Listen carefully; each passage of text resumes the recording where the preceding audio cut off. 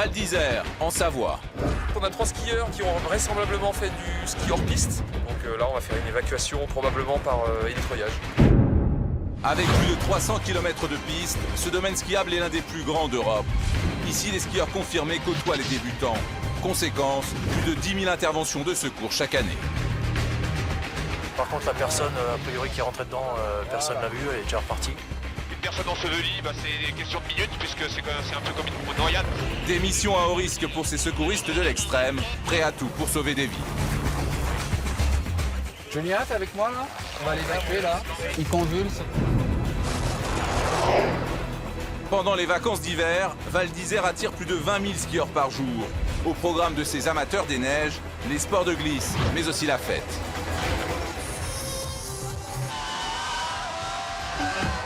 Alcool, produits stupéfiants et musique techno, un cocktail explosif. À plus de 2300 mètres d'altitude, les conséquences de ces excès peuvent être dramatiques. Rentrez dans la voiture. Ils ont bu. Il y a beaucoup de jeunes qui ont bu. Oh là là. Avec 40 000 actes de délinquance par an, les forces de l'ordre sont sur tous les fronts. Trafic de drogue. Là, 260 grammes, c'est pas tous les jours non plus, donc ouais, c'est une belle affaire. Cambriolage. À 19h, il n'y avait plus la clé dans le boîtier. Et il commence un petit peu, à nous prendre pour des imbéciles. Pour les gendarmes, la traque aux délinquants ne fait que commencer. Attention, Théo. Base aérienne de Modane, en Savoie. Au siège du PGHM, le peloton de gendarmerie de haute montagne. Aujourd'hui, le docteur Hervé Boucher assure la permanence des urgences médicales. Il est 14h30, un skieur victime d'une collision doit être secouru. Ça peut être rien comme ça peut être très grave. Donc on verra. Les collisions, c'est tout l'un ou tout l'autre. L'hélicoptère doit rejoindre au plus vite la piste rouge des Vallons. Comme souvent quand le PGHM intervient, la vie d'un être humain est en jeu. Cédric, un ancien pilote de la Marine nationale, est aux commandes de l'appareil. À sa gauche, Pascal, le mécanicien. La piste des Vallons. Ouais, ok, d'accord. Ouais. C'est celle qui est carrément au sommet, qui part du sommet de 2620 et qui redescend vers les chalets d'Aulne. Aux côtés du médecin, les 2 gendarmes du PGHM assistent l'équipe de secours. La piste, ça doit être celle-ci. Elle est à 9h et dans le trou là. Voilà, c'est celle qui remonte ici. Ok, c'est bon pour la puissance. Ouais. Allez, on dégage à gauche. On a des petits cliquets à droite et à gauche de la piste, mais rien de spécial sinon à part ça. Hein. Impeccable. Et on se présente. Ok, ben c'est bon pour la porte, j'ouvre alors. Ouais, c'est bon. Allez, j'ouvre la porte et je suis dehors. Ok. Ok, donc piqué à droite, piqué à gauche, mais c'est bon. Ok. Allez, full power. Ok, pour la banderole derrière, c'est bon, c'est placé. Ok, à droite, c'est bon, derrière, c'est ok pour moi. Ouais, c'est plat ici, hein. Côté à 1 mètre sol, pour l'arrière, c'est bon. Ok, je À droite, c'est toujours bon, ouais, c'est bon. T'es à 50 cm sol, attention contact. Allez, tu débarques. Ok, on débarque. Allez, 1, 2. Ok, c'est bon, tout le monde a débarqué, tu peux y aller.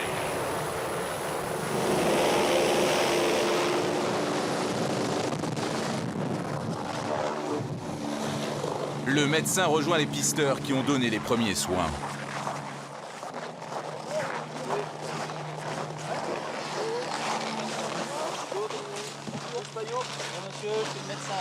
Il s'appelle comment? Julien. Et Julien? Julien, est-ce que tu m'entends? Par contre, il est somnolent. Bonjour. Bonjour. Je suis le docteur là. Comment ça va là? Je suis fatigué. Fatigué. Où est-ce que vous avez mal? La tête. Dans la tête? Ouais.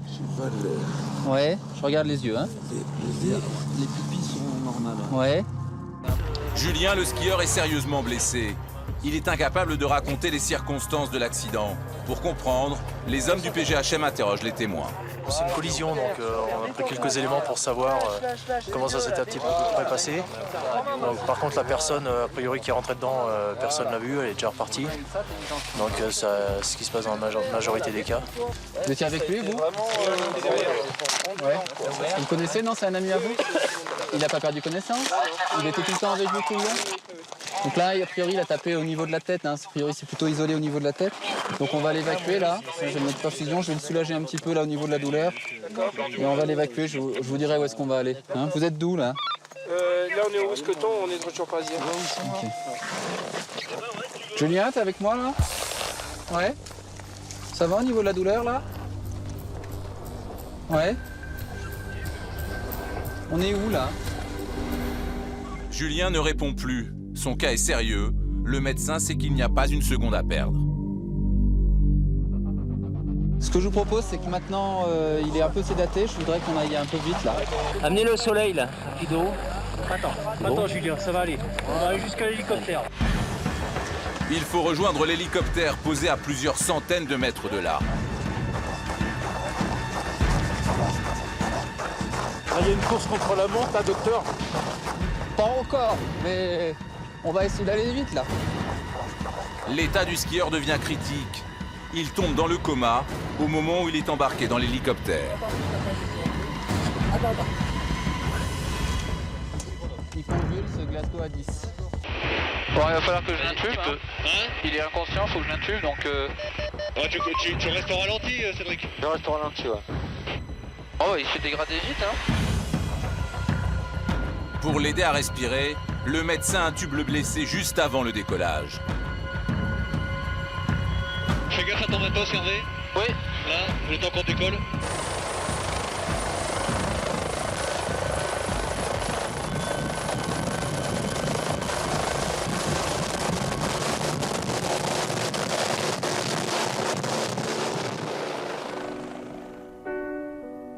« 10 minutes de vol, c'est le temps nécessaire pour rejoindre l'hôpital de Grenoble qui traite les accidents de montagne les plus graves.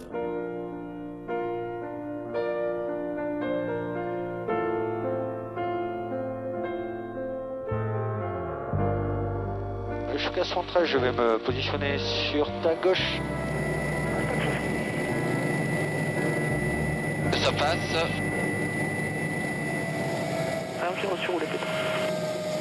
Julien est emmené au service de déchocage, où exercent les meilleurs spécialistes en traumatologie. Le jeune homme de 28 ans a eu de la chance, il ne devrait pas avoir de séquelles. La personne qui a provoqué l'accident n'a jamais été retrouvée. À la base de Modane, c'est l'heure du changement d'équipe pour les hommes du PGHM. Et il y a déjà urgence. Mais en fait, on a 3 skieurs qui ont vraisemblablement fait du ski hors piste et qui sont ce qu'on appelle embarrés, c'est-à-dire qu'ils se retrouvent bloqués dans des barres rocheuses, ils peuvent ni remonter ni redescendre. Donc là, on va faire une évacuation probablement, on va aller voir sur zone, mais probablement par hélitreuillage. C'est le deuxième sauvetage de la journée. En moyenne, en haute saison, les gendarmes interviennent 6 fois par jour, souvent pour des skieurs pratiquant le hors-piste. Ils sont où à peu près dans les... On va voir, il y a des barres là devant. Il parlait de l'autre côté de la montagne, ce serait pas plus derrière cette ligne de crête là? Ils sont partis de quelle piste, tu dis là? De là-haut en fait. Ils sont partis de là-haut Ouais, et ils sont descendus à travers les arbres? Ouais. T'as vu le vent là-haut? Ouais, c'est ce que je vois. Ouais, ça souffle. L'hélitreuillage, c'est un moment délicat là. Oui, donc c'est quand même une manœuvre délicate puisqu'on va descendre des secouristes au bout du fil. Donc l'hélicoptère en vol stationnaire qui est assez souvent dans ces cas-là pas très loin des obstacles ou de la paroi. L'une des difficultés des sauveteurs est de trouver les victimes en montagne avec très peu d'indications. J'ai visuel sur 3 bons hommes là en dessous dans le couloir. Ah bah c'est ça alors. Non. En dessous de nous à gauche. 3 à... Ouais, c'est ça je pense. Ouais, ça doit être en dessous de nous là. Et on se met une gaufre tout à l'heure à vouloir descendre là-dedans. Là ils ont pas fait signe les mecs. Hein. Non, ils ont pas l'air de... Non, ils ont rien demandé. Non. Il y en a un qui a un pantalon vert là, demande si c'est bien eux. Ouais, Chouka pour le poste secours. Alors effectivement, il y a une personne qui est vêtue d'un pantalon vert. C'est le groupe à évacuer. Ouais, c'est ça, c'est eux alors. C'est eux alors. Ok. Bon, tu me diras quand t'es prêt. Ok, bah, j'arme mon fringue, j'ouvre la porte. La porte est ça ouverte. marche. Ok, Jean-Louis il est accroché. Je mets attention, je le sors de la machine. Ouais, ok. Ok, il est sorti. On est prêt pour le treuillage. Je peux attaquer? Ok, je suis sur l'axe, c'est bon. Allez, c'est bon. Je descends. C'est le moment délicat de l'intervention. Une fausse manœuvre ou une violente bourrasque, et le gendarme risque l'accident. Ok, on est dans l'axe. Pour moi à droite, c'est bon. Ok,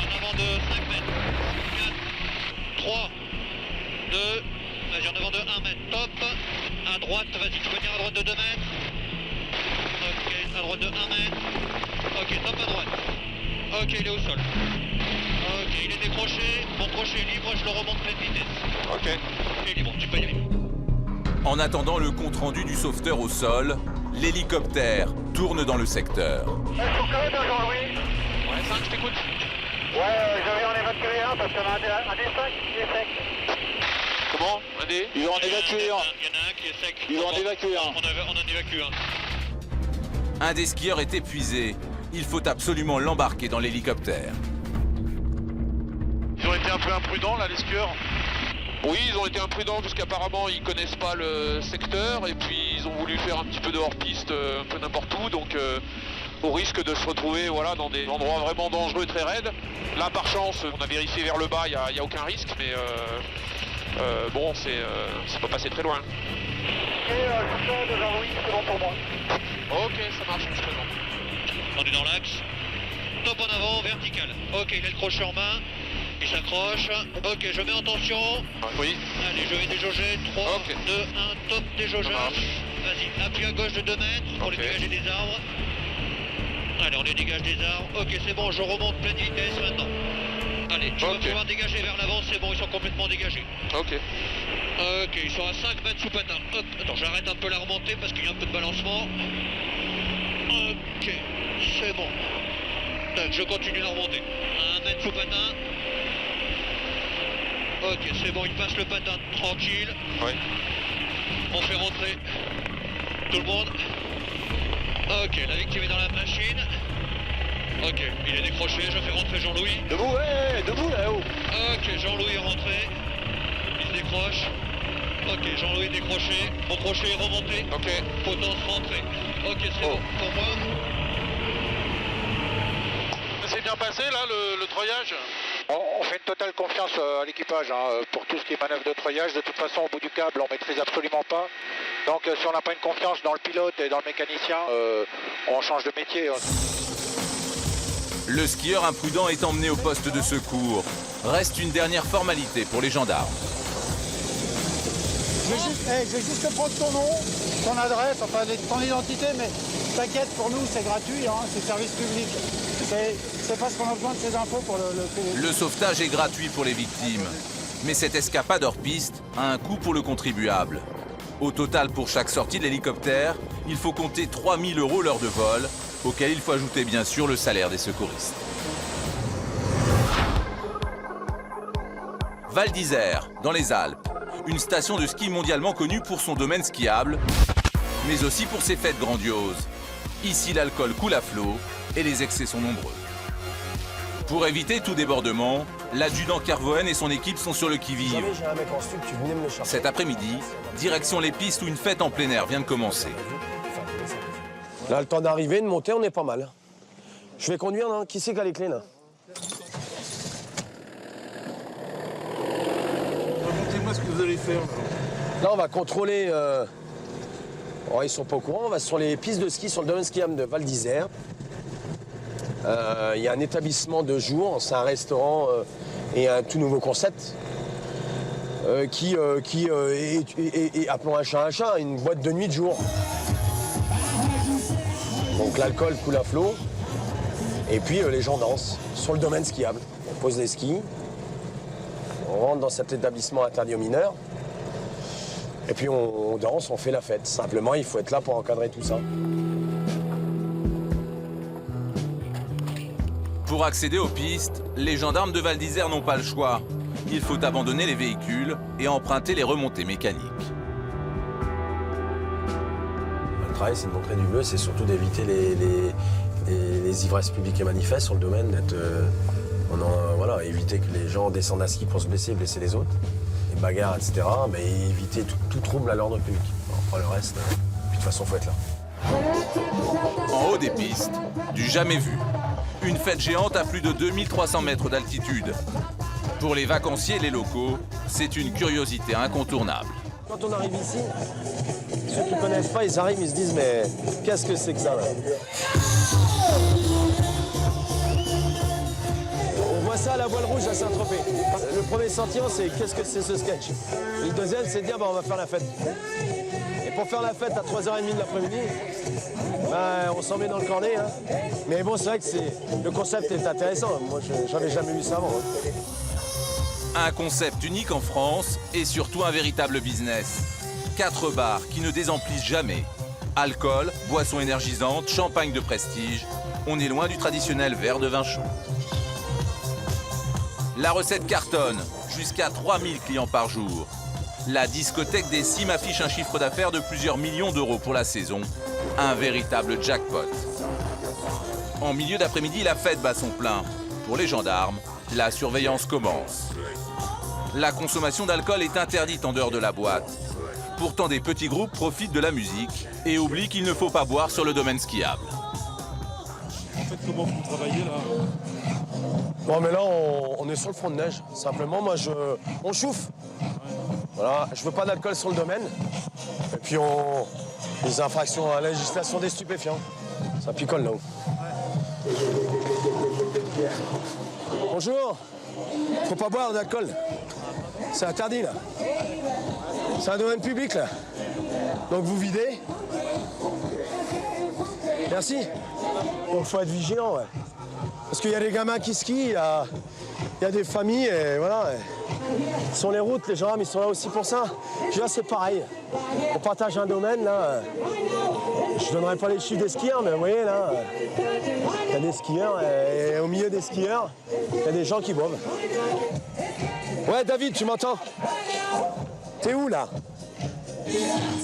David est lui aussi gendarme, mais il travaille en civil. Infiltré dans la discothèque, il repère les consommateurs de drogue et les touristes qui pourraient être dangereux sur les pistes. David vient de remarquer un individu au comportement suspect. Alors on a peut-être quelque chose, pas sûr. Ils n'ont pas encore allumé mais il avait ce qui ressemble à un joint dans la bouche. Prévenu par téléphone, l'adjudant Kervoen rejoint son collègue infiltré. Le mec il consommait un joint d'herbe. Il est où? Juste après, en fait. Pour rentrer, et derrière la petite, derrière le bar en fait, sur le bar qui est sur la gauche. Il y a une veste orange, un bonnet blanc et un masque sur les yeux.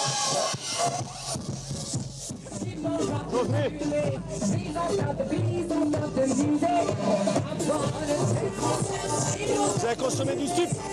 Non. Déroulé. C'est sûr? Ah ouais, c'est certain. Pourquoi? Bah si je vous pose la question. Ah non, c'est mon leader, je vais pas fumer. Restez avec mes collègues. C'est sur ton cou. Hein? C'est sur ton cou. Ah ouais, ça sentait l'herbe. Il lui a dit à son pote, oh, elle est pas forte. C'est sûr? Ah certain, hein. Bah, montrez vos poches, de toute façon mon collègue il a senti. Retournez-les comme ça, ouais. Vous avez fait une réflexion en disant elle est pas forte. Allez parler la bière. Monsieur, je vous pose la Allez, question. retournez les poches. Retournez-les comme ça, c'est bon. Fouillez, où? Non, vous videz simplement vos poches pour qu'on regarde. S'il n'y a rien, rien. Là, il n'y a rien. Là, j'ai rien. Non, je ne fumais pas. Bon, nos soucis. Ok, allez. Non, mais bon, dans le doute, je préfère fermer. Vous avez bien fait. Merci. On a fait le boulot. Opération blanche pour cette fois. Il est 17h, l'établissement va fermer ses portes. La musique s'arrête, la fête est finie en haut des pistes. Les touristes, eux, doivent repartir en ski. On peut avoir jusqu'à 3000 paires de skis posées en vrac sur les pistes. Donc évidemment, l'alcool est lent, on ne sait plus si on est venu à ski ou si on est venu en voiture. Je rassure tout le monde, on ne vient pas en voiture ici. Pour les fêtards, il faut redescendre en bas de la station. Mais tous ne sont pas en état. La gendarmerie veille. Il faut faire un tri, il faut éviter qu'ils prennent des pistes bourrées. Voilà. Bon, il y en a qui tombent à l'entrée, à la... Ouais, bon, c'est... Très festif, Val d'Isère, très festif. L'après-midi s'achève, les pistes vont fermer. De retour à la station, les gendarmes sont attirés par une odeur inhabituelle. Une jeune fille en train de fumer du cannabis. Si cela est parfois toléré par les forces de l'ordre, vous allez voir qu'à Val d'Isère, la loi, c'est la loi. Bonjour. D'accord. Vous en avez sur vous? Il vous reste plus rien? Vous habitez où? À Paris. Vous l'avez acheté où? Bon. Je ne l'ai pas acheté, on me l'a donné. Qui c'est qui vous l'a donné? À Val d'Isère? Voilà, enfin, on était à Frédéric, je sais pas. La vérité, c'était des Suédois blonds milliardaires. Non, mais je vous jure, des Teddy, je vous promets. Vous étiez de la gendarmerie. C'est interdit. Vous m'amenez à la Voilà, c'est un délit. Ouais. Et après, Pour l'instant, on va vous garder. On fait la procédure et on verra, on appellera le procureur, on verra. Il a dit que c'était pas lui. C'est un délit, ça. Le plus jeune, celui qui habite Vous avez déjà eu des problèmes avec la justice? avec les pics. Bon, vous allez en avoir. pour un joint, vous pouvez l'appeler, elle a rien sur elle. Ah non, mais, attendez, mais... Non, mais... On a le droit d'avoir un joint. Non, mais... Non, mais on n'est pas à Paris, là. On n'est pas à Paris, là. Je sais là, mais... Non, mais ne cherchez pas. Non, mais y a pas... je suis pas un marchand de tapis, moi. Je suis gendarme, moi. Pas gentiment. Je vous dis, moi, je suis pas très gentiment. Je ne suis pas un marchand de tapis. Je fais pas du commerce, moi. Vous n'allez pas les emmener, monsieur? Mais attendez, on les emmène, on vous les rend, hein. Regardez-les, il y a plus de personnes comme ça. Arrêtez, c'est en vacances et tout. À Val d'Isère, ici, je suis le patron de la gendarmerie. Y a pas... C'est un délit. Pour détention et usage de produits stupéfiants, la jeune fille risque jusqu'à 1 an de prison. Je sais qu'à Paris, ça peut paraître anodin. Paris, ils font quoi? Ils le prennent, ils le mettent pas. Ouais, mais... Vite, ils nous le font écraser. Ouais, mais moi, on peut pas laisser ça, nous. Moi, chez nous, c'est pas comme ça. Tombez pas, ça glisse. Et vous êtes né à quel endroit? Paris combien? Paris, c'est grand, hein? Pareil, enfin... Mais il faut pas croire. C'est le joint qui vous fait ça? Non, la date de naissance. Bah attendez, moi, je sais quand je suis né, où je suis né. Bah non. Alors, j'habite dans le mais je pense que... Mais il faut pas penser, là, vous êtes devant des gendarmes, là. On est d'accord? Ouais. Je suis pas là pour vous faire la morale, mais enfin presque. Vous voyez, je suis un petit peu... Parce que là, après, vous allez être fiché dans une base. Vous allez être fiché déjà en gendarmerie. Puis ensuite, on va vous faire un prélèvement ADN, vous serez fiché au fichier national des empreintes génétiques à Paris. Donc, toute infraction que vous allez commettre après, vous allez être connu. Hein. C'est pour ça que c'est pas quelque chose qu'on doit prendre à la légère. Vous consommez régulièrement ou pas? Occasionnellement. Le week-end? Non, c'est de 3 mois. De 3 mois. Noël, Nouvel An? Avant, j'avais pas... Noël, Nouvel An, vous avez pas fumé un petit pet? Non? Donc ça fait 2-3 mois. La jeune fille réalise que le gendarme de Val d'Isère ne plaisante pas. C'est triste parce que c'est un phénomène de société. Hein. Elle a commencé à 13 ans à fumer les joints.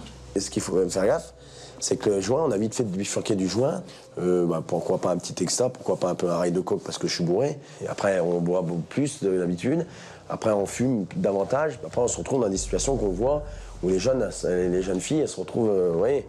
Alors, je suis pas là pour extrapoler. Enfin, simplement, on a parfois des surprises après parce que elles sont plus abordables et il y a des jeunes qui en profitent.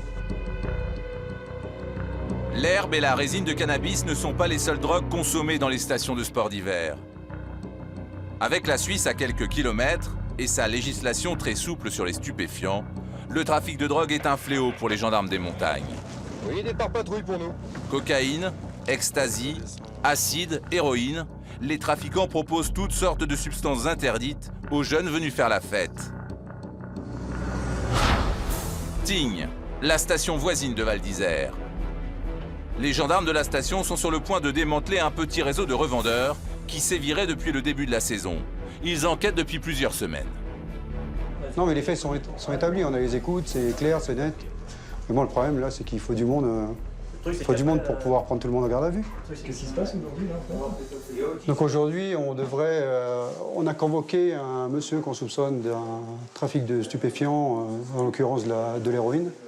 Donc à cet effet, on a remonté via des écoutes et via des renseignements et l'environnement qui a été effectué sur 5 personnes qui vont s'approvisionner en Suisse. Hier, ils auraient récupéré dans les 150 grammes d'héroïne. Le chef, Sébastien Bélanger, mène l'enquête. Cet après-midi, lui et son équipe ont tendu un piège à l'un des trafiquants supposés. Objectif, l'attirer à la gendarmerie. Il est des victimes d'une escroquerie sur Internet. Donc, par le biais de cette plainte, on le fait revenir aujourd'hui en lui demandant des précisions. Et il doit se présenter à l'issue de son travail à 16h. Donc, une fois qu'il sera dans nos locaux, on va lui notifier qu'il est placé en garde à vue dans le cadre d'un trafic de stupéfiants. C'est la plus bonne surprise pour lui, là. Je pense. Je pense pas qu'il s'y attende. 16h36, un véhicule se gare devant la gendarmerie. Je sais pas si c'est pas lui.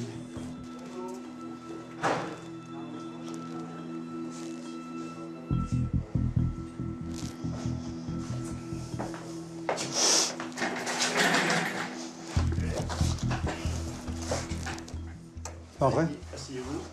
Bonjour monsieur. Je suis le chef Bélanger de la brigade des recherches d'Albertville. Donc en fait, on vous a fait venir pour vous placer en garde à vue. Ah oui. Donc on vous met en garde à vue dans le cadre d'un trafic de stupéfiants. Ça vous parle? Pas du tout. Pas du tout? Non. Donc je vous présente le chef Ignoré, qui est de la brigade de Bourg-Saint-Maurice, qui est le directeur d'enquête dans cette procédure. Voilà. Moi je fais pas de trafic, je vais vous dire la vérité. Je suis un consommateur, c'est vrai. Non, mais vous faites des voyages en Suisse. On sait que vous y allez quasi tous les jours pour prendre au moins 5 grammes, voire plus, jusqu'à 30 grammes. Mais je revends pas, vous pouvez faire une enquête sur Tignes. Ah mais vous inquiétez pas, l'enquête elle est déjà faite. Si on est venu vous chercher, c'est pas par hasard. Donc les voyages, on les a. On sait notamment que vous y êtes allé hier soir. Hein?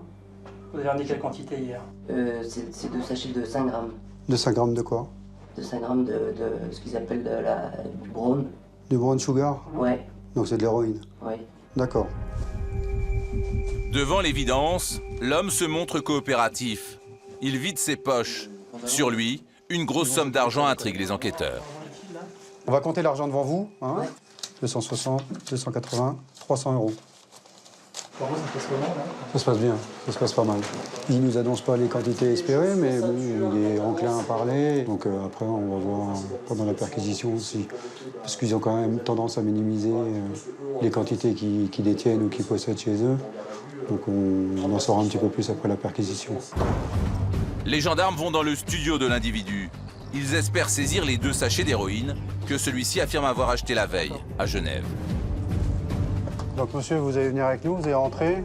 Début de perquisition, 18h50. Elle cherche. Casper, un chien dressé pour la recherche de stupéfiants, inspecte les lieux.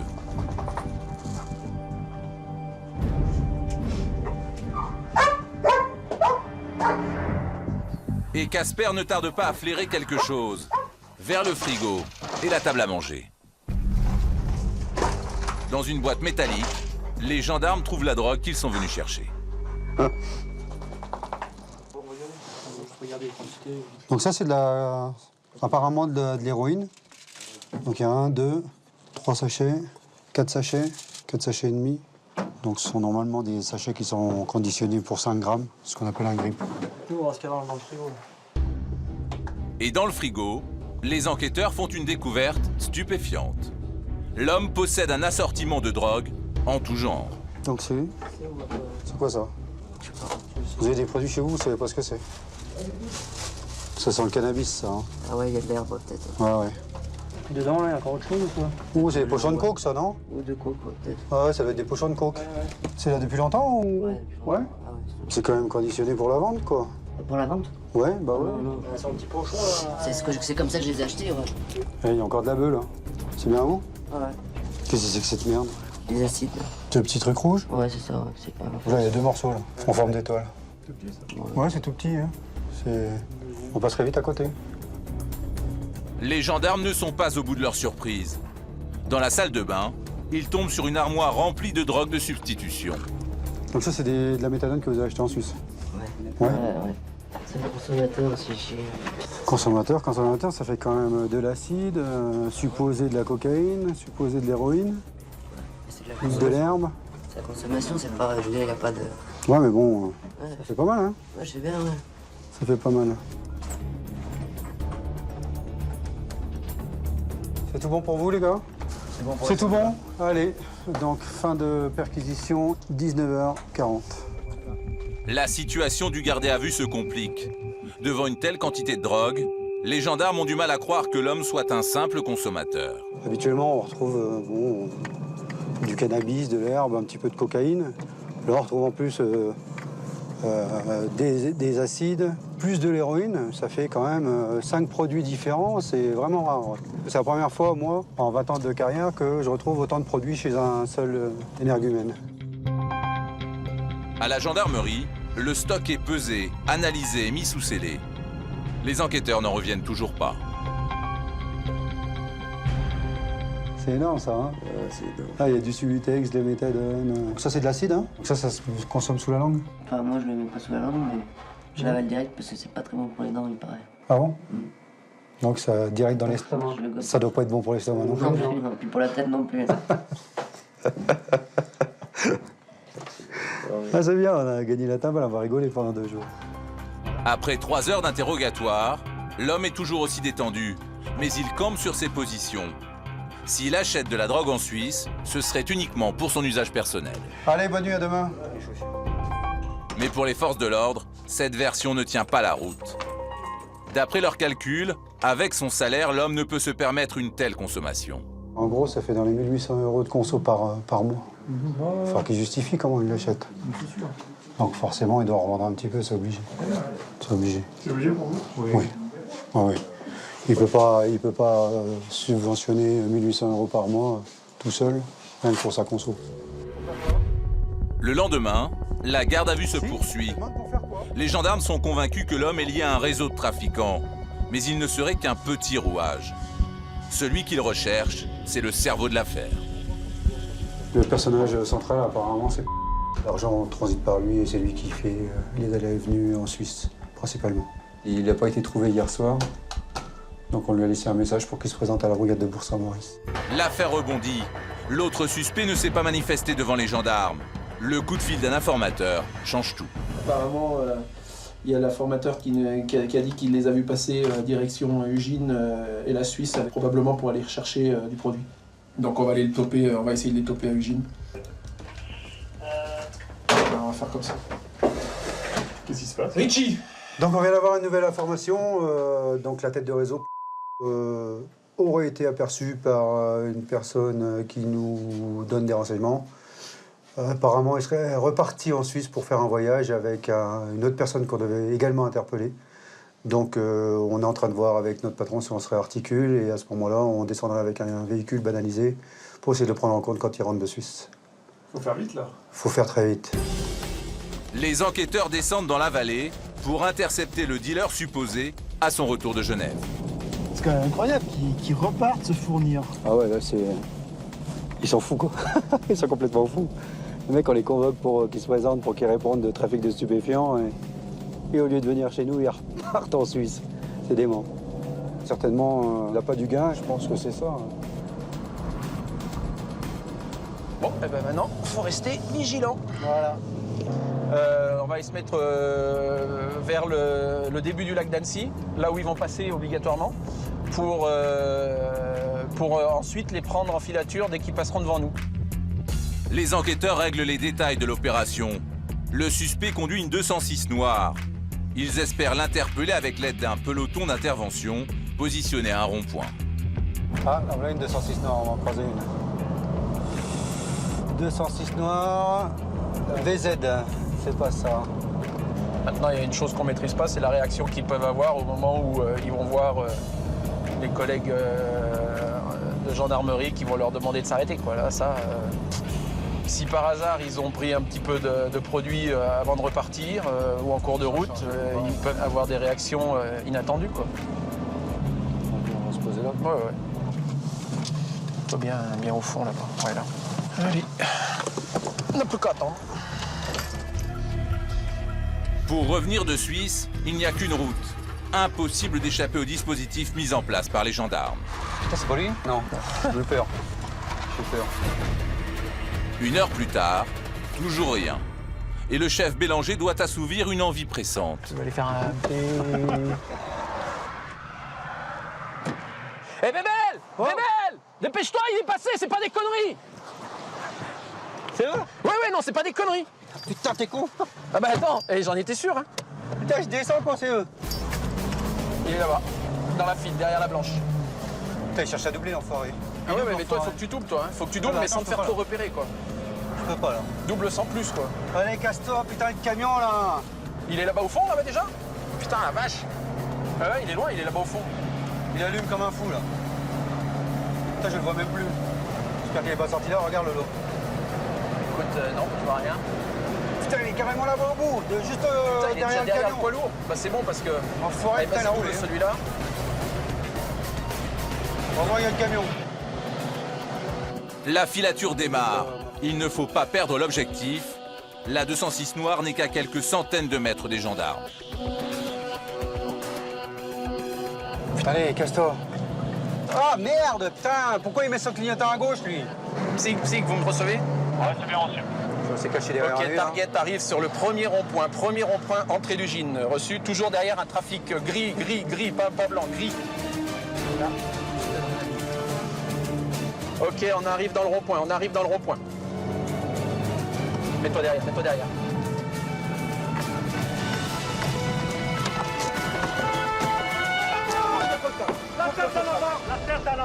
La tête en avant. Mets sur la tête. La tête en avant. Tu le fais circuler. Bon, ben voilà, ça c'est fait. Sur le bras, mec, il faut. C'est lui? C'est bien lui? Bon, ça va. Allez, gars, on rétablit la circulation. C'est toujours impressionnant quand même, quand vous intervenez comme ça. C'est super impressionnant pour eux en plus. Hein.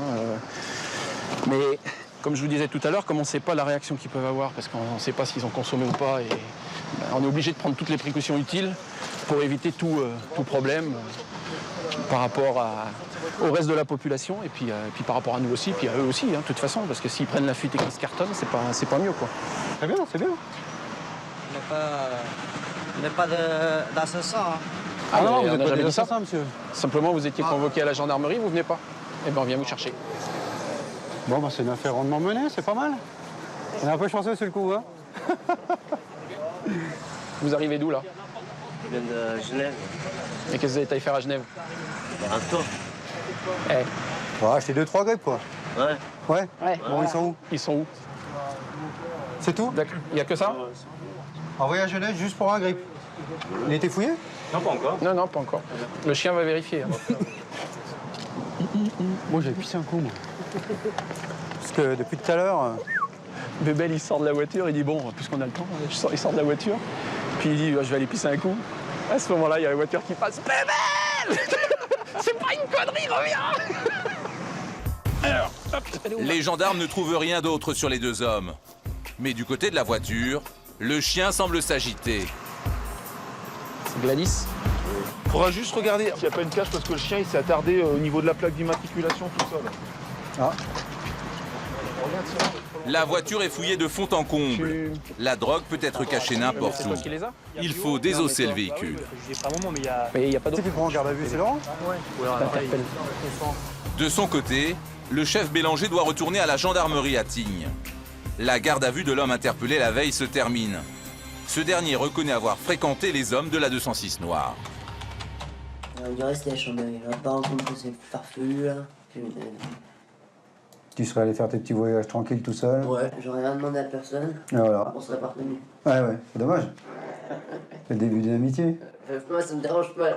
On peut se voir en dehors, ça me dérangera pas d'aller te serrer la main, bien au contraire. On boire une bière aussi, y'a pas de soucis. Voilà. Moi, si j'en veux pas, c'est moi, comme tu as dit, c'est moi qui joue, c'est moi qui ai perdu. Alors, voilà.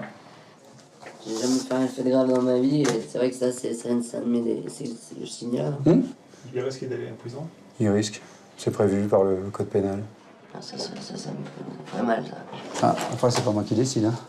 C'est le magistrat qui décide. Même si tu mets un petit mot gentil pour nous. C'est un comique, hein. Dans cette affaire, consommateurs et trafiquants ont tous été condamnés à plusieurs mois d'emprisonnement. Des peines comprenant du sursis et assorties de mise à l'épreuve.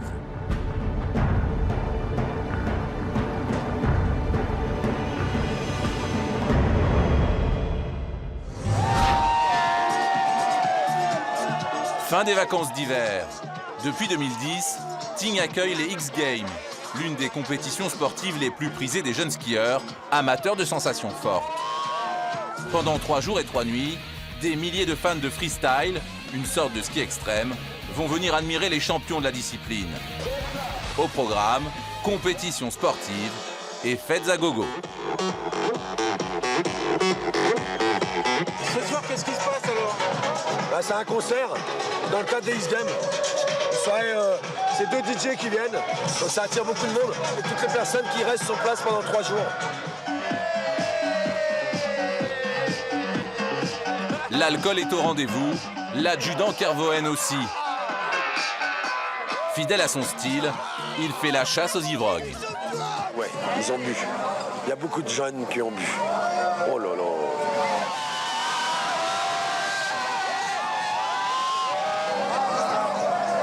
maintenant, il faut qu'ils retrouvent où ils habitent. Jusqu'au bout de la nuit, l'adjudant et son équipe ne vont pas arrêter. Dans toute la station, ils tentent de raisonner les jeunes. Sinon, on les embarque. Ou sinon, c'est la prison. Là. Hey, stop drink alcool. Là. Ouais, stop drink alcool parce que... Regarde, le portable dans la bière. Donne-moi la bière. Videz-la, madame. Vous la videz par terre. Tiens-la, parce qu'elle va tomber. Ben, elle tient pas debout. Elle est un bar. En fait, c'est bonne enfant. C'est une clientèle qui est... Elle n'est pas agressive, elle respecte quand même les forces de l'ordre. Ils respectent quand même.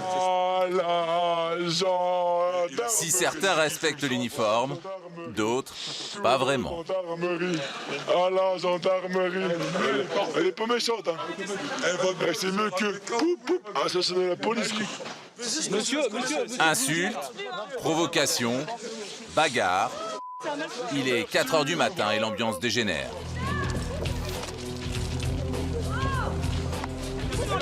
On se calme. Il est avec vous le monsieur là Julien, mets-toi dans Je suis assis avec vous.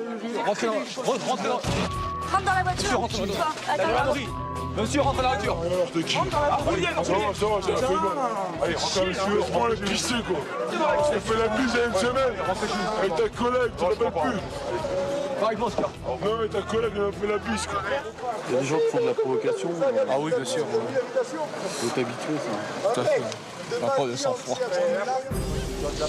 Pendant toute la saison, les gendarmes sont attentifs aux moindres comportements suspects.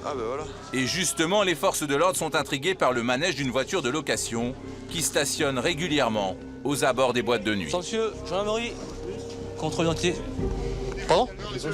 Vous avez pas? Vous non plus, vous avez pas? Donc vous allez nous suivre au poste, on va faire un contrôle d'identité. C'est une voiture que vous surveillez depuis... Depuis 2 jours, parce qu'il y a une activité suspecte sur la station.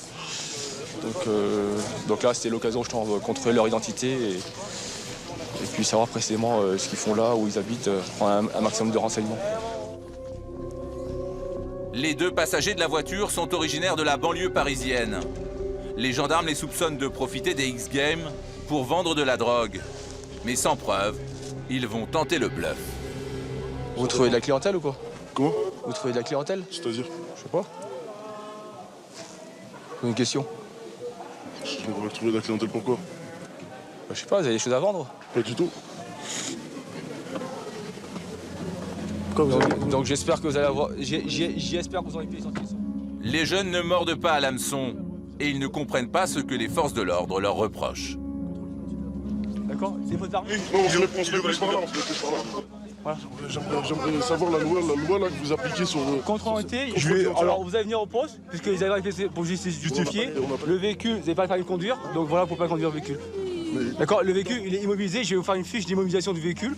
Et pourquoi le véhicule, il a pas Parce qu'il n'a pas de permis de conduire. Vous voulez nous pousser à bout jusqu'au bout? Non, non, je vous montre à bout. Moi je viens avec vous au contrôle d'identité. Hop, on monte. C'est pareil.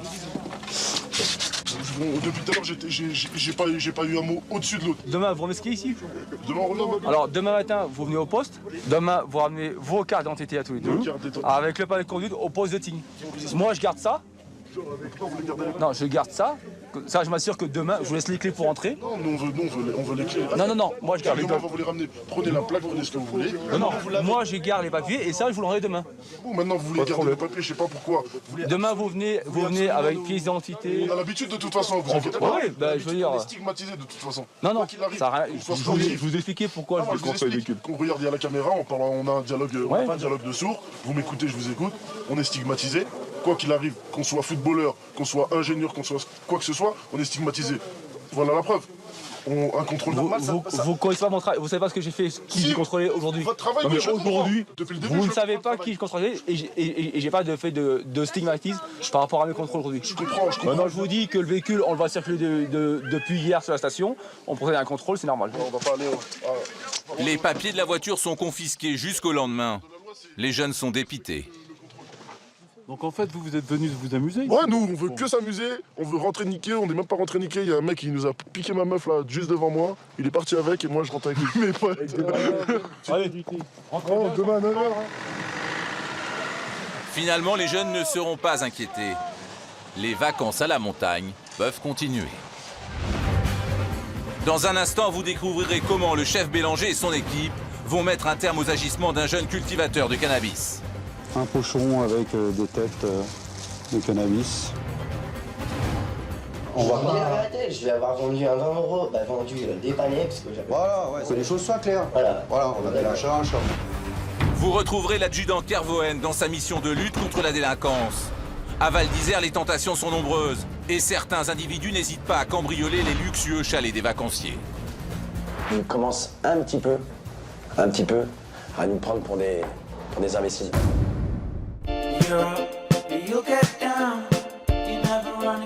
Recouverte de neige, l'herbe des alpages de Savoie ne pousse pas en hiver. C'est pourtant une affaire d'herbe qui mobilise les gendarmes de Tignes ce matin. L'affaire elle est relativement simple. On a reçu une lettre anonyme nous avisant que dans un logement à la... on avait éventuellement dans un appartement une culture de cannabis. Renseigné par un de leurs informateurs, le chef Bélanger et ses enquêteurs ont vérifié les accusations grâce à un moyen un peu particulier.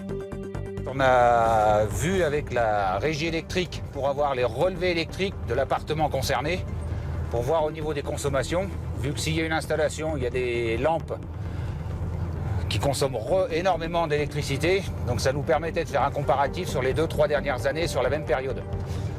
Et avec les réquisitions qu'on a faites, on s'aperçoit que la consommation pour la même période a pratiquement doublé.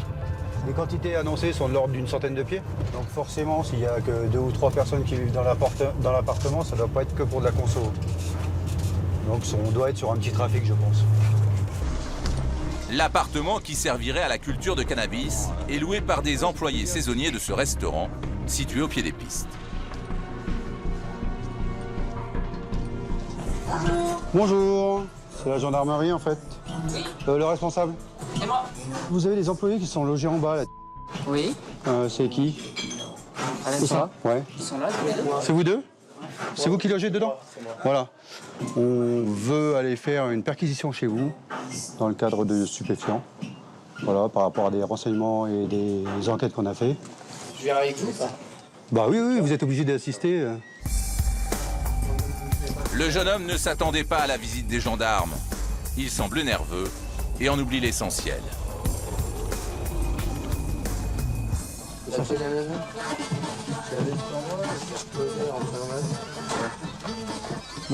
Avec lui. Il a l'air fébrile, là. Ouais, il n'a pas l'air confiant. On va voir. Je trouve bizarre qu'il soit excité comme ça. J'ai oublié ci, j'ai oublié ça. Il a pris le téléphone dans la main. C'est tout bon? Allez, on est parti. Qu'est-ce qu'on va découvrir chez vous? Il y a juste que je fais pousser pour ma consommation personnelle, voilà. Ok. Allez. Je risque quoi pour avoir fait pousser? On va voir, c'est pas nous qui décidons. Le problème, nous, on va juste procéder à l'enquête. Est-ce que je dois vous suivre en garde à vue ou pas? Ah bah ça va dépendre de ce qu'on découvre. Ouais, c'était la première fois que je faisais ça. C'est la première fois que vous faites ça? Ouais. Vous avez pas de bol. Non, mais c'est pas grave, hein. Vous savez, je ne peux pas rester vivre en France à cause de ça. Ah ouais, bon, c'est pas encore légal ici. Ça le sera peut-être un jour, mais pour l'instant... Pour le moment, ça vous permet de passer. C'est vrai, c'est pas tout à fait faux. Bête, hein, mais... Eh ouais. Arrivé au chalet, le jeune homme indique très vite l'endroit où il cultive son herbe. C'est un petit espace près de la cuisine qui échappe aux regards indiscrets. Ah oui, c'est sympa. Une belle installation.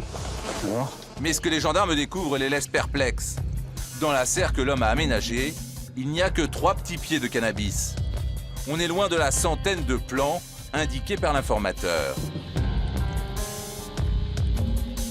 À la vue d'un ordinateur traînant dans le salon, le chef Bélanger va avoir une intuition. Votre ordi fonctionne? Oui, il fonctionne. C'est le vôtre? qui a les clés. Vous avez pris vos pieds en photo, non? Ils sont sur l'appareil? Non, ils sont direct dans l'ordi. Pour les gendarmes, c'est bingo. De nombreuses photos de la plantation prouvent que les plants d'herbe étaient bien plus nombreux à une époque. On voit des photos avec une bonne vingtaine, voire une trentaine de pieds. Et ça permet de déterminer que, même si ici on trouve que 3 pieds, avec les photos qu'on a, on peut déterminer qu'il avait plus que 3 pieds en début de saison, quoi. À votre avis, il doit alimenter le secteur. Il est fort probable. Au moins, s'il ne fait pas de la grosse revente, il rend bien service à certaines personnes qui sont dans le coin. La suite de la perquisition va confirmer le constat du gendarme. Partout dans l'appartement, l'herbe sèche, en vrac, sur des meubles. Elle est même parfois conditionnée dans des emballages. Un véritable stock de marchandises qui semble prêt à la revente. C'est joli ça aussi.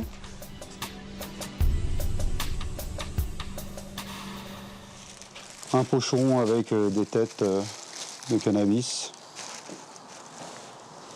Après, dans plusieurs pots, on retrouve des têtes également. Voilà. Et les sous qui sont dans le pot, ça correspond à quoi?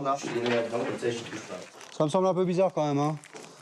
Moi, si j'ai de l'argent à mettre quelque part, je le mets, je sais pas, dans un meuble ou... Je le mets pas dans un pot de cannabis. Donc, vu ce qu'on vient déjà de découvrir dans votre appartement, hein, il est 15h, on vous place en garde à vue, hein, dans le cadre de la découverte des produits stupéfiants à votre domicile. Bien sûr. La drogue et tout le matériel de la plantation sont saisis. Le saisonnier détenait 260 grammes d'herbe à son domicile. L'ampleur du trafic supposé ne paraît pas d'une grande échelle, mais les gendarmes ne croient pas à la thèse de la consommation personnelle. Asseyez-vous là. Bon, merci. Le chef Bélanger démarre l'audition du jeune homme. Donc il va falloir préciser notamment pourquoi il y a de l'argent dans un pot. Je certifie que c'est mon argent de mes pourboires. Et, Si vous aviez de l'argent à mettre de côté ou à mettre quelque part, c'est pas dans le pot de cannabis. Donc forcément, c'est que vous en avez revendu un tout petit peu. Il faut arrêter de me prendre pour un jambon, là. Alors après que tu me dises que non, machin, j'en vends pas, d'accord, peut-être. Mais bon, tu dépannes des potes, quoi. On va pas... arrêter, je vais avoir vendu un 20 €, bah vendu dépanné, parce que j'avais... Voilà, ouais, c'est pas de la vente. Si c'est à des potes... C'est pas un commerce, c'est pas dans le but de faire le commerce. Non. Je tiens bien... Voilà, quand il en veut un peu, voilà, il te lâche 20 € et puis tu lui enfiles un petit peu. Voilà, ça reste là. Non mais que les choses soient claires. Voilà. Voilà, on appelle un chat un chat. Bon, c'est bien. On écrit tout ça? Bien sûr. Allez. Libéré après sa garde à vue, l'homme ne s'est pas présenté à son jugement. Il a été condamné à 3 mois d'emprisonnement avec sursis et à 500 € d'amende. Bon, on va voir tout? Ouais. Allez, on va charger. Pour le chef Bélanger et son équipe, il ne reste plus qu'à détruire la drogue. J'ai fait l'inventaire entre ce qu'on détruit et ce qu'on détruit pas. Donc c'était une belle affaire quand même. Ah oui, c'était une belle petite affaire, ouais. On a bien travaillé là-dessus. C'est sympa, on n'en fait pas tous les jours. Donc habituellement, on fait du petit chichonneur, des gars qui fument des pétards. On arrive à retrouver une dizaine de grammes, on est bien content. Là, 260 grammes, c'est pas tous les jours non plus. Donc ouais, c'est une belle affaire. Direction la déchetterie. Toute la récolte partira en fumée dans l'incinérateur.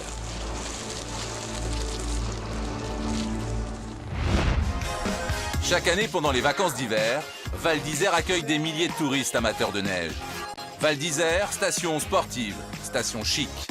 Avec ses jolies filles, ses hôtels select, son héliport et ses boutiques de luxe.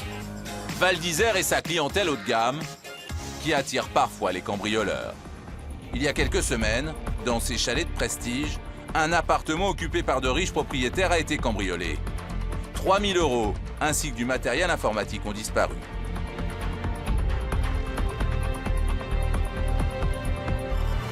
L'adjudant Kervoen et les gendarmes de Val d'Isère ont mené l'enquête. 2 employés d'une société de nettoyage sont suspectés.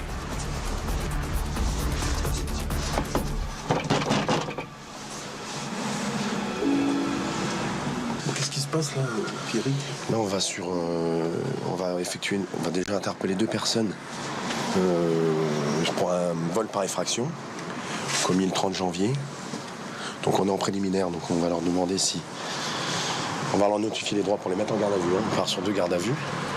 Puis ensuite, on va effectuer des perquisitions pour retrouver les objets dérobés. Il y a beaucoup de vols à Val d'Isère? Oui, et puis oui, il y a des vols parce qu'il y a beaucoup d'argent et puis il y a beaucoup d'étrangers qui ne font pas forcément attention, etc., etc. Mais bon, c'est le quotidien finalement dans une grosse zone touristique. Bonjour. C'est la gendarmerie. On est ici dans le cadre d'une enquête judiciaire, un cambriolage qui a eu lieu il y a quelques temps. Can we wait inside with you? Okay, thank you. Ok, merci. Les suspects sont d'origine anglaise. Ils sont venus pour travailler comme saisonniers. Just for explanation, you live here with Thomas Moore, the two of you. So as I told you, this is for the crime for which we suspect that you may have. On va à 8h05. Ils sont surpris là? We'll speak. Are you surprised to see us regarding this case? Yeah. Bonjour. Les deux hommes ne parlent pas un mot de français. Les gendarmes font appel à un interprète. On vient aujourd'hui faire déjà mettre place en garde à vue ces deux personnes pour un délai de 24 heures. D'accord. Les faits, c'est vol par effraction. D'accord. D'accord. Il faut leur dire qu'on n'est pas là par hasard et que ce cambriolage, on a travaillé dessus, on a des éléments par rapport au lieu où ils travaillent, aux heures où ils travaillent, les créneaux, etc. Il y a de forts soupçons. La perquisition démarre.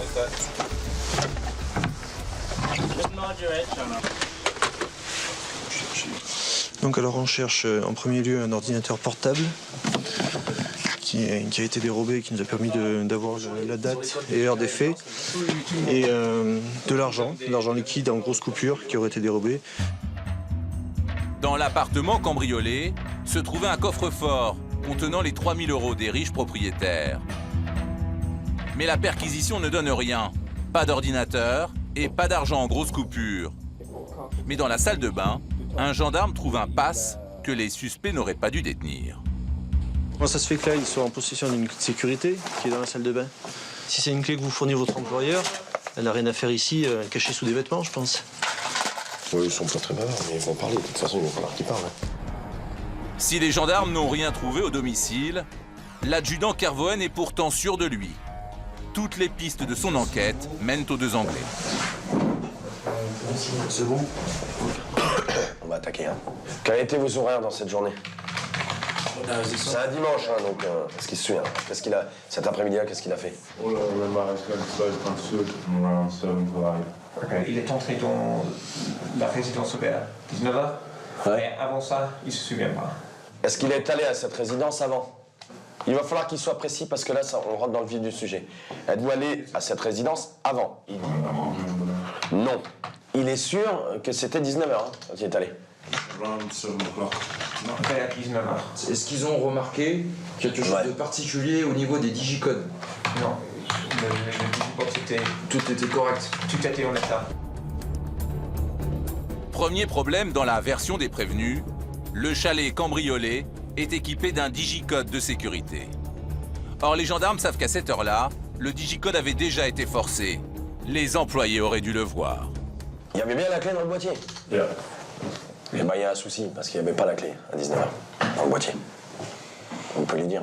À 19h, quand il est allé dans cet appartement ce dimanche-là, à 19h, il n'y avait plus la clé dans le boîtier. Le boîtier avait été forcé. Donc, je pense que c'est bien, mais il va falloir qu'il se bouge les neurones, c'est que ça va pas du tout. Et il commence un petit peu, à nous prendre pour des imbéciles. Depuis qu'on a fait des investigations, dans Val d'Isère, il y a des caméras de surveillance, d'accord? Oui. On voit le véhicule arriver à 17h. Déjà, c'est pas 19h. Déjà, c'est pas 19h, d'accord? Donc déjà, il nous ment déjà au niveau de son emploi du temps. C'est pas 19h qu'il arrive c'est à 17h, avec... Non mais il va falloir... Le jeune Anglais n'est pas intimidé par le gendarme. Malgré les éléments de l'enquête, il nie en bloc. Le deuxième suspect tient le même discours. L'adjudant Kervoen tente un coup de bluff. Notre copain, là, comment c'est, tu vois... Il m'a dit. Il a commencé à dire. Il a commencé à me dire. Il est plus précis sur les choses. Il est plus précis, il me le dit. Tommy's being a bit more precise and a bit more... Il le dit. Putain, shit. Là, on voit que vous êtes troublé là actuellement. Donc ça commence quand vous commencez à vous rendre compte qu'on a des éléments. Mais là, si vous parlez pas maintenant, vous allez voir que vous êtes de plus en plus troublé au fur et à mesure que les éléments vont arriver. Je m'engage, parce que s'il parle, il y a une sanction très adaptée. Je m'engage, personnellement, à vous aider. Les promesses de l'adjudant Kervoen font mouche. Le deuxième suspect change sa version des faits. Il explique maintenant que s'il n'a pas dit la vérité, c'est pour ne pas avouer qu'il n'a pas fait le ménage dans l'appartement. À 17h, ils sont rentrés dans l'appartement. Il n'y avait pas besoin de nettoyer la moquette. Ouais. Et ils sont partis. Bon, alors donc on a un problème. C'est que, au final, je sais exactement à quelle date et à quelle heure l'ordinateur a été volé. Qui ne sait pas, c'est que l'ordinateur est en réseau avec une société et que l'administrateur réseau nous a donné l'heure exacte du vol. Le gendarme de Val d'Isère vient de sortir son joker. C'est précisément à l'heure où les deux hommes se trouvaient dans le chalet que le câble de l'appareil a été débranché et l'ordinateur volé. J'invente rien, c'est marqué là, vous m'avez dit que vous étiez sur les lieux de 17h à 17h22, l'ordinateur est débranché à 17h08. C'est pas une honte, qui comprennent, être voleur, parce que voleur c'est un grand mot. On va pas dire c'est le voleur, le stolen de Val d'Isère. Il n'y a que des gendarmes. Par contre, s'il est présenté devant le magistrat comme ça, là, mais dans le journal, il y a un article en disant c'est le voleur de Val d'Isère. Il n'a pas pris. L'audition tourne en rond. Sans aveu, le dossier ne tiendra pas la route devant le procureur. L'adjudant Kervoen va faire une dernière tentative. Un sketch digne du gendarme de Saint-Tropez. Ok.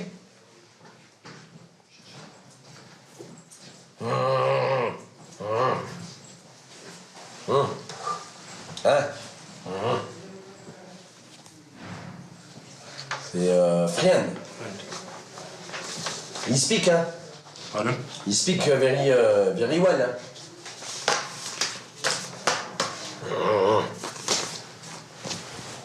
On va vous dire, on va vous traduire. Traduction. Et...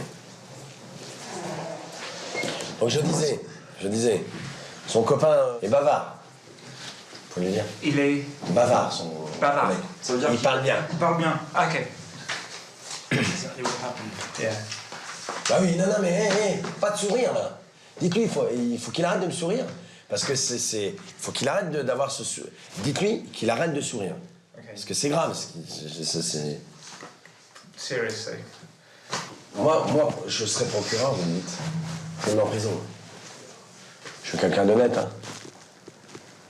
Mais il mérite la prison. Les suspects n'avouent rien.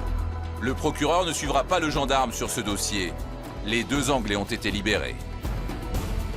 Le cambriolage ne sera pas élucidé.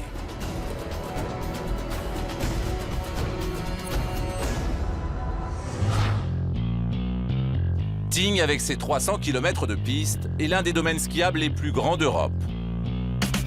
Ici, il n'est pas rare de croiser un cours de débutants à côté de skieurs confirmés. Conséquence, les accidents sont quotidiens.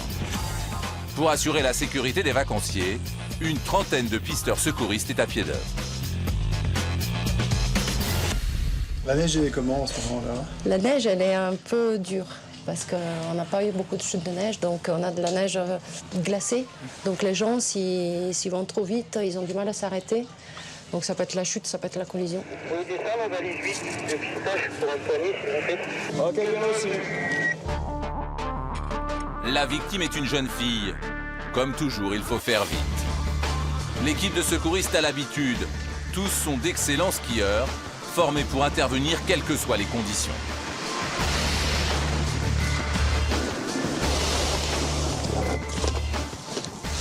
Bonjour. Est-ce que tu as mal?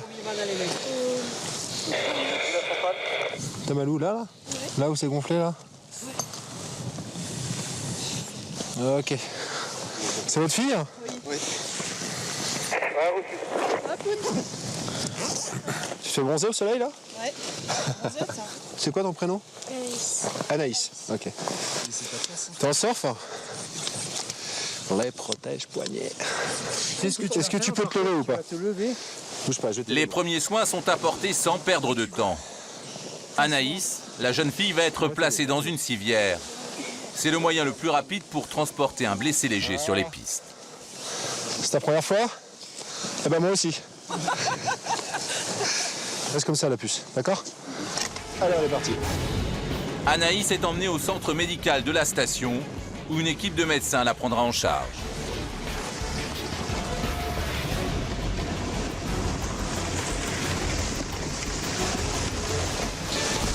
que t'as des fourmillements dans les mains? T'as des fourmillements un petit peu? T'en avais tout à l'heure, en fait, je sais plus si je t'ai demandé, non? Tu sens que ça tape dans le poignet ou pas? Un peu. Au centre médical, Anaïs n'est pas seule. Avec une moyenne de 20 000 skieurs par jour dans la station, les blessés se comptent par dizaines. Anaïs va devoir patienter. Une grosse contusion pré-rotulienne. Fracture, jambes cassées, traumatisme crânien, luxation. Pendant les vacances, l'équipe médicale ne chôme pas. Bon, bonjour. Qu'est-ce qui se passe? Je suis tombée sur mon poignet. Oui, en faisant quoi? Du snow? Du snow. Du snow? T'es tombé comment? Tu te souviens? Non. T'as eu très mal? Oui. Directement. Voilà, on va enlever ça. T'as quel âge? 13 ans. 13 ans? Anaïs est prise en charge par le médecin. Elle doit faire une radio. Il faut vérifier que le radius, l'os de l'avant-bras, n'est pas cassé. Une fracture serait très gênante pour cette jeune sportive qui pratique la natation de haut niveau.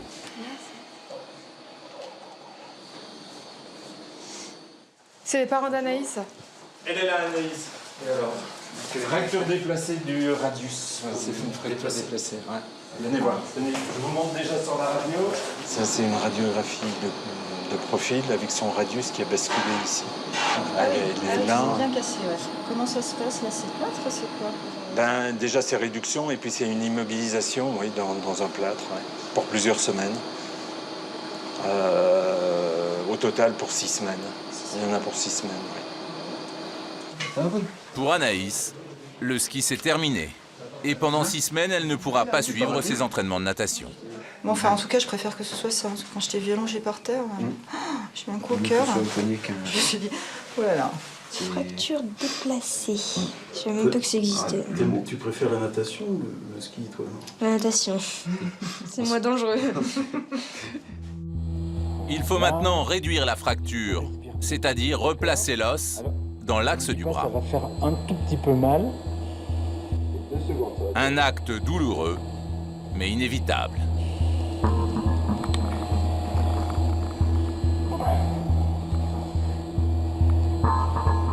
Tu respires normalement. Voilà. Arrête. Voilà. Ça va? Les soins se terminent. Il ne reste plus qu'à poser le plâtre. T'as eu mal pendant la réduction? Un petit peu? Au niveau des séquelles, de la rééducation. Aucune. À son âge, elle va récupérer sans problème. Ça va, tu te sens mieux? Ouais. Moins de douleur? Pas de picotement dans le bout des doigts? Non, ça va. Non? T'as fait peur à tes petits parents, hein? Moi, je crois bien. Je crois bien qu'il a failli y avoir un arrêt cardiaque. Pour Anaïs et ses parents, c'est la fin des vacances à la neige. La jeune fille aura eu plus de peur que de mal. Dans un instant, vous suivrez une nouvelle mission des hommes du PGHM de Modane, appelés pour sauver la vie d'un enfant de 5 ans. On a fait appel à nous pour un enfant de 5 ans qui a fait un malaise. Écoutez, moi, si on me dit qu'un enfant de 5 ans ne répond pas aux ordres, c'est pas normal. Hein. Pour eux, chaque minute compte. Des missions souvent périlleuses, où le danger n'est jamais très loin. Il y a quelqu'un d'enseveli apparemment. C'est 2 randonneurs apparemment, il y en a un qui s'en est sorti et un qui est resté dessous. Et parfois, c'est en dehors des pistes que les accidents surviennent. Entre adrénaline et stress, vous verrez que le quotidien des hommes du PGHM n'est pas de tout repos. Allez, ça va piquer. Attends, je vais reprendre. Retour à la base aérienne du PGHM de Modane, en Savoie. Pendant les vacances d'hiver, les sauveteurs enchaînent les missions. Sur une échelle de 1 à 10, t'as combien dans la douleur? 1, c'est rien, 10, c'est insupportable. Une dizaine de médecins urgentistes se relaient pour faire face aux nombreux blessés. Lorsque la météo est bonne, les interventions se succèdent. Attends, écoute, je te passe le doc. Allô? Ouais, c'est le médecin là. Cet après-midi, le docteur Cécile Meunier assure la permanence. Depuis plusieurs années, cette jeune femme sauve des vies avec les gendarmes du PGHM.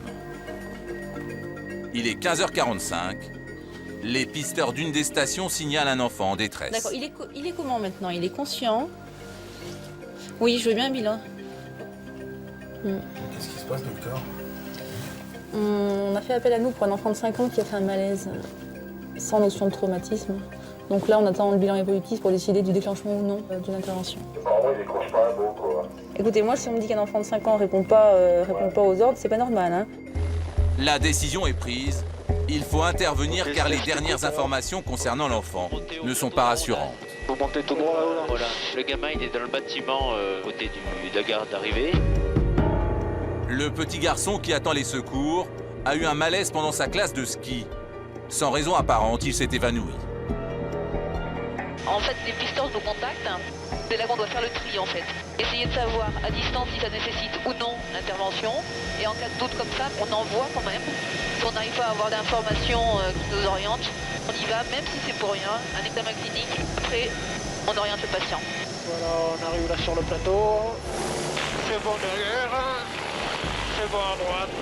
Bon, à droite, c'est bon. Allez, tu peux les débarquer. Premier au sol, deuxième au sol, troisième au sol. Clément, le petit garçon, a trouvé refuge dans le chalet des pisteurs, près du télésiège. Bonjour, vous êtes la maman? La mamie. La mamie. Je m'appelle Cécile Meunier, je suis le médecin. Bonjour mon bonhomme. C'est quoi ton prénom? Allez, Titi, comment tu t'appelles? Il y a personne qui a vu s'il a perdu connaissance. Mais quand j'en suis la mamie, oui. La maman est restée. D'accord, mais il était conscient. D'accord. Ça va mon bonhomme? Il est timide? Oui, timide, pas timide. T'as mal quelque part? Donc un délai de 5 à 7 minutes pour faire un bilan. Et après on vous donne un top pour une récup. Allonge-toi mon bonhomme. Tu t'allonges? Voilà. Le médecin pratique les examens d'usage. Nuque, douleur au ventre, hypoglycémie. Chatouille? Ouais, ça chatouille. Hein. Allez, viens. Il a marché depuis? Non? Je vais te faire une toute petite piqûre de moustique. Touc. Voilà. Regarde. Et ça, celle-là, elle est pour moi.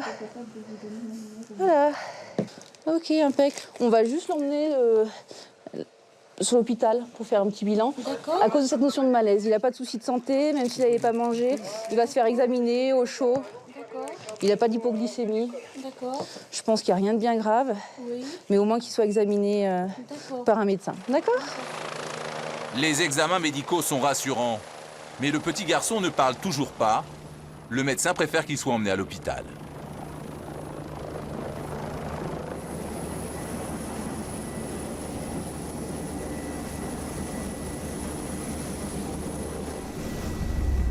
Cédric, c'est pas tous les jours que vous évacuez des petits enfants comme ça de 5 ans?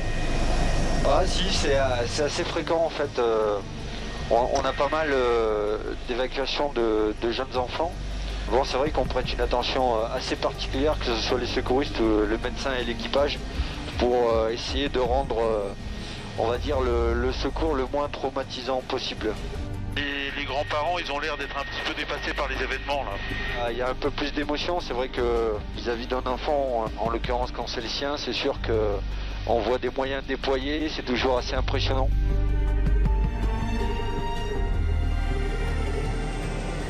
C'est bon les amis. Allez. L'équipe arrive à l'hôpital de Bourg-Saint-Maurice. Les infirmières prennent le relais. Au revoir madame.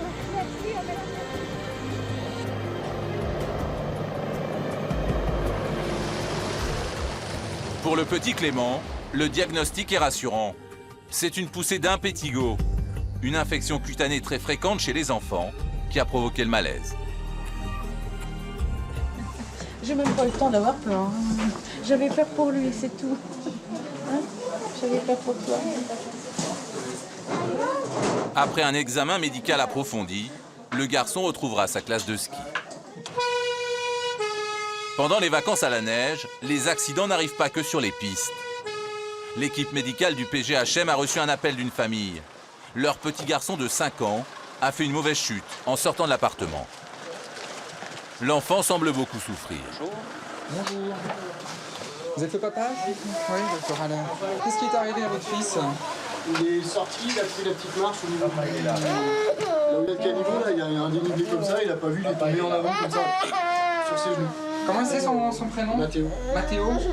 Viens y voir Mathéo, tu vas montrer ta petite main? Le médecin pense que l'enfant a le fémur fracturé. Je vais essayer de le perfuser. J'aurai besoin d'un maintien ferme au niveau de son membre.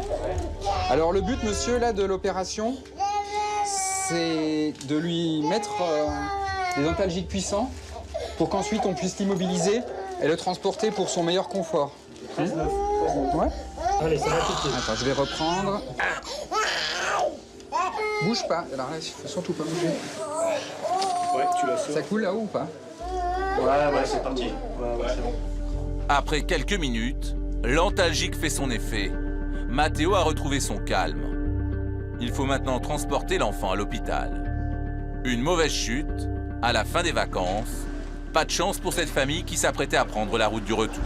Je venais de faire le ménage, on avait terminé. J'ai demandé aux enfants d'aller jusqu'à la voiture et il a raté la toute petite marche qui est juste après la porte. Est-ce que Chambéry... On pourrait croire que quand on vient en ski, les accidents arrivent en skiant.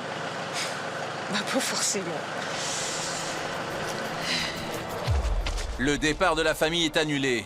Le petit garçon doit rejoindre l'hélicoptère qui l'emmènera à l'hôpital. Ça va, Mathéo? Hein? Ça va mieux? Hein?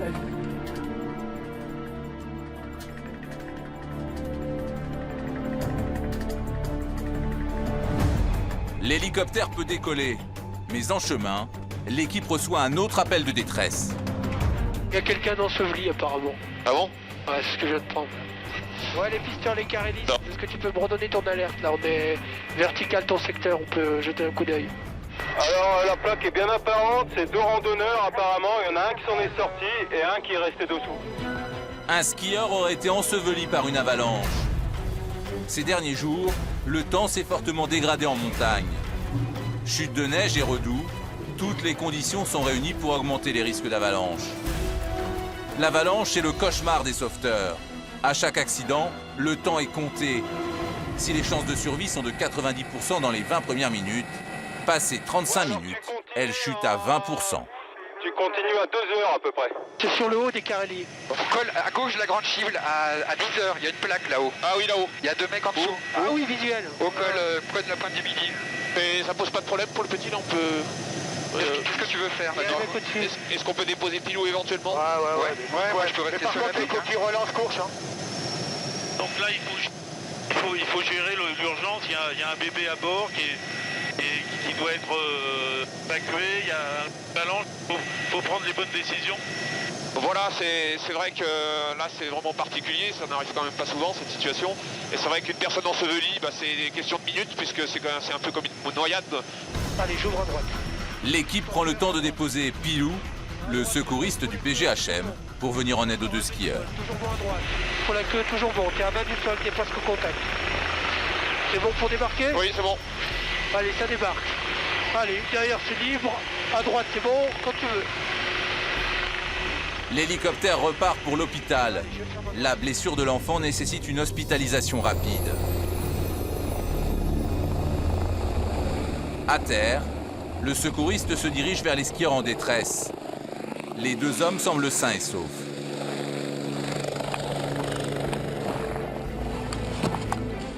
Vous êtes des blessés? Vous avez tout, les skis, tout? 73 de Pilou, là sur 40, il me reçoit. Ouais, écoute, tu peux leur dire que les 2 personnes sont indemnes. Hein. Les 2 personnes qui étaient ensevelies sont indemnes, ils n'ont pas perdu de matériel. C'est reçu? Tout va bien pour les skieurs. Fausse alerte pour le PGHM. Mais les secouristes prennent tous les appels très au sérieux. C'est qui alors qui a été pris dedans? Ah, c'est toi, ouais? C'est moi, là, ouais. Juste... On partait, hein, on a fait 20 mètres, boum. J'ai perdu un ski et un bâton. On a sorti les 2 pelles. Et puis voilà, on savait où c'était à peu près, on a cherché, puis voilà. Bon, bah écoute... oh putain. Là, les secours, ça a été rapide. Hein. Merci. Hein. Non, mais écoute, hein. C'est mieux que ça se termine comme ça. Bon, allez, bon retour. Allez, salut, merci en tout cas. Les randonneurs sont des gens de la région. Bien équipés, ils ont échappé au pire. Le petit Mathéo sera quant à lui opéré du fémur et restera 6 semaines sans pouvoir remarcher.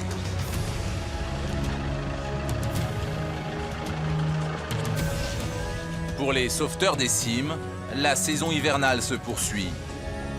L'an dernier, les secouristes du PGHM ont effectué au total près de 600 interventions dans tout le département.